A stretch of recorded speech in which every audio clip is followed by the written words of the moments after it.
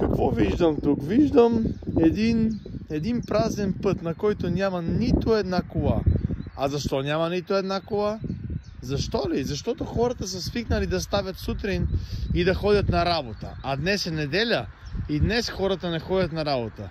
Защо сме задвижени така? Защо трябва да слушаме какво правят другите или да гледаме какво ни карат да правиме или какво ни карат да вършиме? Защо? Защо гледаме това какво правят другите? Погледнете, на улицата, на цялото шосе няма нито една кола.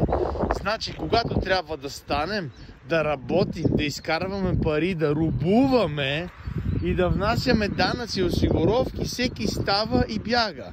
Ходи, бързо, тича, отива на работа. А защо днес няма никого?